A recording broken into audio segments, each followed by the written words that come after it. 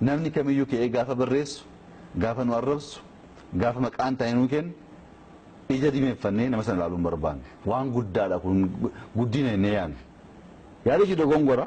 garuu namni yaada isaa ibsachuudhaaf carraa argachuu waan guddaadha kanaaf qabsoofnu waan ta'eef jechuudha garuu kan yaadamuu qabu namoonni akkasii kun gaafa jarri waa'ee kee akka barbaadan dubbatan inni kaanis dubbachuu mirga akka qabu immoo amanuu qabu an dubbachuu hin danda'a an arrabsuu hin danda'a an yaada koo ibsachuu hin danda'a ati garuu ibsachuu hin dandeessu kun farra dimokiraasii yaadni kamiyyuu haa ba'u haa barraa'u haa dubbatamu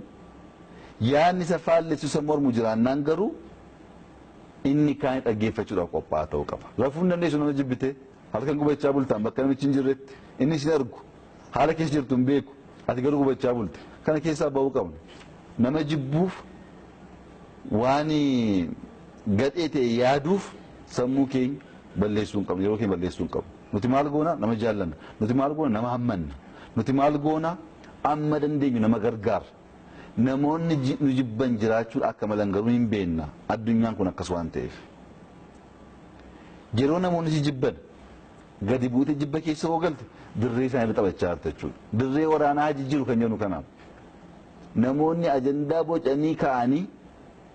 dirree itti waraanuu qabdan kana gaafa jedhan isa dhiisnee achirraa ol baanee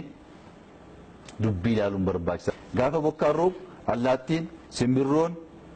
kan samiirra jiru hundi lafatti dhokatu barbaada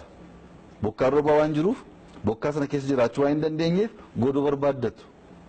risa duwwaatu burqaa bokkaa sana darbee ol ba'a duumessa jiru kutee ol ba'eetu bokkaa gadi ilaala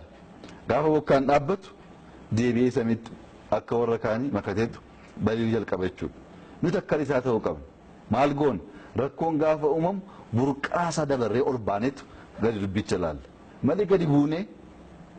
dhoqqee bukaa jiru sana keessatti dhoqqee bukeessuun diinaaf haala mijeessuudha. Diinnis kan barbaadu gaafa bokkaa roobu gaafa rakkoon uumamu fagaattee deemuu dhiistee achi keessatti boocitee akka dhoqqee si balleessuudhaaf. Sunnaan malu sunnaan ta'u dirree waraanaa sun kan koomiti ani hin qopheessine yaada koomiteetteetu irraa fagaattee ilaalta.